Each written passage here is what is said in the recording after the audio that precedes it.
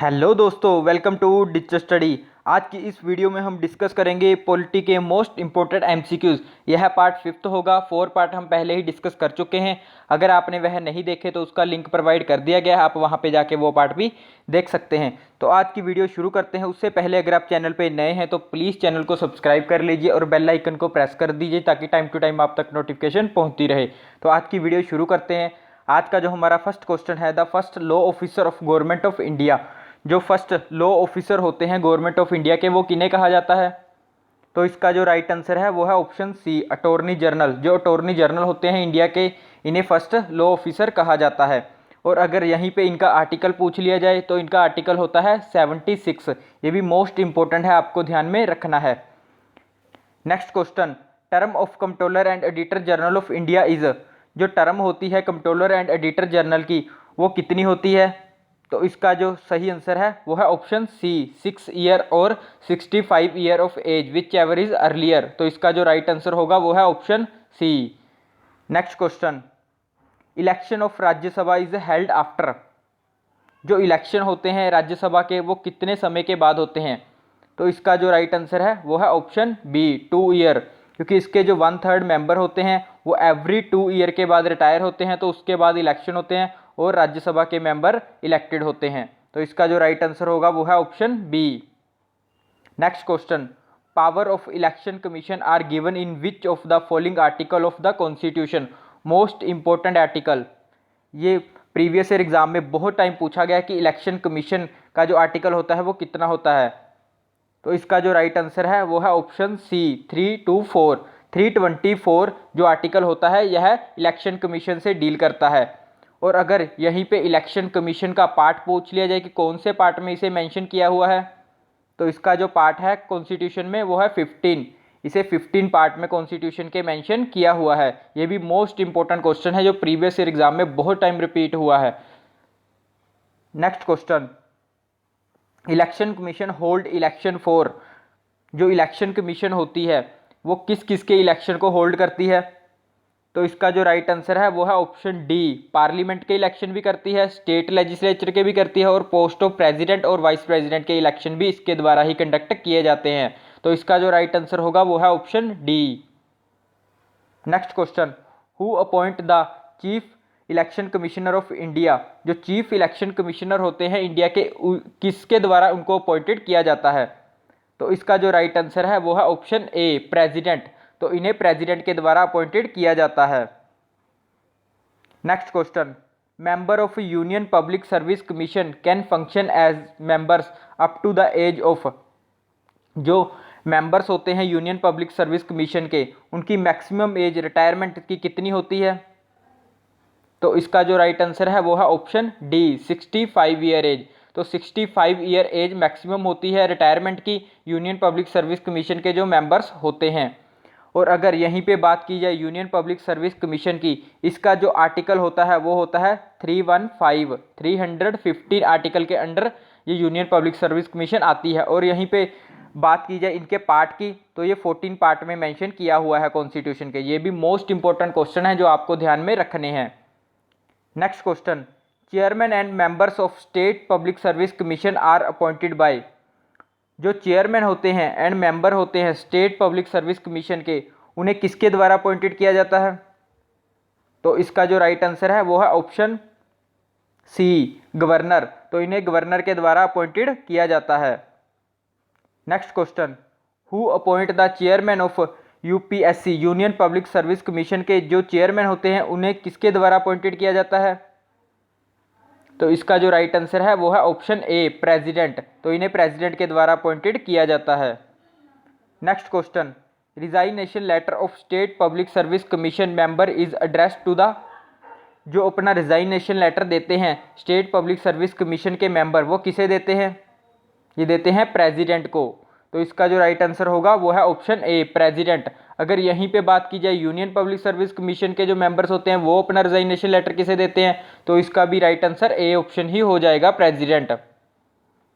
Next question, capital of India was shifted from Calcutta to Delhi in. जो capital सी India की वो कलकत्ता से दिल्ली कब ट्रांसफर की गई थी? तो इसका जो राइट आंसर है वो है ऑप्शन डी 1911 को जो कैपिटल थी कलकत्ता से दिल्ली ट्रांसफर कर दी गई थी। तो इसका जो राइट आंसर होगा वो है option D. Next question, the Rajya Sabha was first constituted on. Rajya Sabha first time कब बनी थी? तो इसका जो राइट आंसर है वो है option A 3 April 1952। 3 April 1952। Next question, first chairman of Rajya Sabha was. First chairman कौन थे राज्यसभा के? तो इसका जो राइट आंसर है वो है B option doctor S Radhakrishnan. Doctor S Radhakrishnan जो से थे वो फर्स्ट चेयरमैन थे राज्यसभा के। और अगर यहीं पे ये पूछ लिया जाए कि फर्स्ट वाइस प्रेसिडेंट कौन थे, तो इसका भी राइट आंसर बी ऑप्शन ही हो जाएगा, क्योंकि जो वाइस प्रेसिडेंट होते हैं वो चेयरमैन भी होते हैं राज्यसभा के।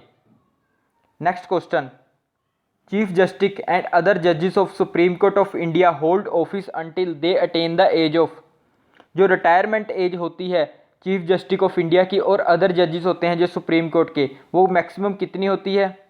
वो होती है 65 ईयर एज। तो इसका जो राइट आंसर हो जाएगा वो है ऑप्शन सी 65 ईयर एज। और अगर यहीं पे ये पूछ लिया जाए कि हाई कोर्ट के जजेस की मैक्सिमम एज कितनी होती है, तो वो होती है 62। ये भी मोस्ट इंपॉर्टेंट क्वेश्चन है जो आपको ध्यान में रखना है। Next question, estimate committee consist of. जो एस्टीमेट कमेटी होती है उसमें कौन कौन शामिल होता है? तो उसमें 30 मेंबर होते हैं लोकसभा के। तो इसका जो राइट आंसर होगा वो है ऑप्शन ए। ये भी मोस्ट इंपॉर्टेंट क्वेश्चन है जो प्रीवियस ईयर एग्जाम में बहुत टाइम रिपीट हुआ है। Next question, right to constitutional remedies come under.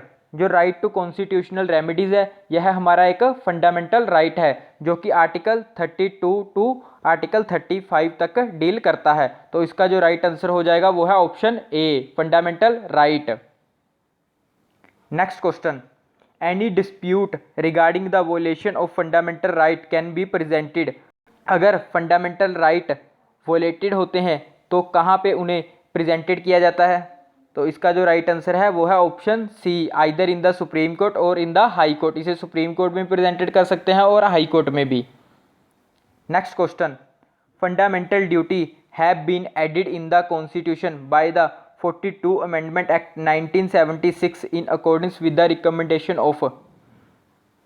जो फंडामेंटल ड्यूटीज़ हैं हमारे कॉन्स्टिट्यूशन में वो हैं 11।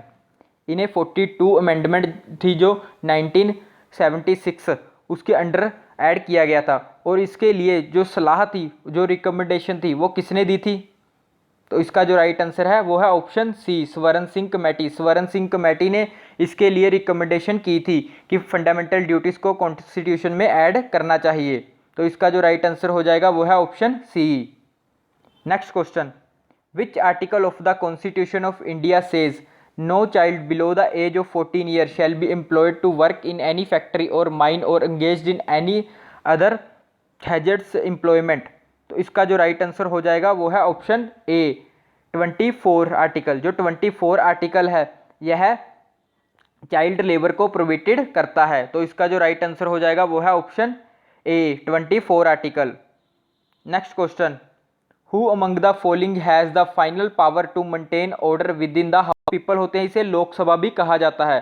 तो इसकी जो पावर होती है वो लोकसभा के स्पीकर के पास होती है। तो इसका जो राइट आंसर होगा वो है ऑप्शन सी स्पीकर। स्पीकर जो स्पीकर होता है वह लोकसभा का होता है और उसके पास पावर होती है मेंटेन करना order within the house. Next question, 1/3 of member of Rajya Sabha retire after every. जो 1/3 मेंबर होते हैं राज्यसभा के ये रिटायर होते हैं आफ्टर एवरी 2 ईयर के बाद। तो इसका जो राइट आंसर हो जाएगा वो है option B. Next question, a money bill passed by Lok Sabha has to be passed और return by the Rajya Sabha within. जो मनी बिल होता है इसको लोकसभा में इंट्रोड्यूस किया जाता है और उसके बाद इसे राज्यसभा में भेज दिया जाता है और राज्यसभा के पास 14 डे का टाइम पीरियड होता है। इसको 14 डे के अंडर इसका रिप्लाई करना होता है। तो इस क्वेश्चन का जो राइट आंसर हो जाएगा वो है option A 14 day. Next question, when can the speaker exercise his right to vote in the house. जो स्पीकर होता है लोकसभा का वो अपनी पावर जो होती है राइट टू वोट का कब यूज करता है? वैसे तो नॉर्मल केस में स्पीकर जो होता है अपनी पावर जो होती है राइट टू वोट का यूज़ नहीं करता, लेकिन ये तब यूज़ करेगा जब नंबर ऑफ वोट्स क्लैश हो जाती हैं, नंबर ऑफ वोट्स इक्वल हो जाती हैं। तो इस क्वेश्चन का जो राइट आंसर है वो है option C, only in the event of equality of votes. Next question, chairman of public account committee of the parliament is appointed by. जो चेयरमैन होते हैं पब्लिक अकाउंट कमेटी के, वो किसके द्वारा अपॉइंटेड होते हैं? तो इसका जो राइट आंसर है वो है option D, speaker of Lok Sabha. इसमें एक और बात ध्यान में रखना कि जो पार्लियामेंट की कमेटीज होती हैं, इनके जो चेयरमैन होते हैं, ये सभी के सभी चेयरमैन होते हैं जो स्पीकर के द्वारा ही अपॉइंटेड किए जाते हैं। तो इस क्वेश्चन का भी राइट आंसर डी ही होगा। Next question, who among the following decide whether a particular bill is money bill और नॉट। कौन डिसाइड करता है कि यह बिल मनी बिल है या नहीं? तो इस क्वेश्चन का राइट आंसर हो जाएगा B option, speaker of Lok Sabha. जो स्पीकर होते हैं लोकसभा के, यह डिसाइड करते हैं कि यह बिल मनी बिल है या नहीं। तो इस क्वेश्चन का जो राइट आंसर है वो है ऑप्शन बी।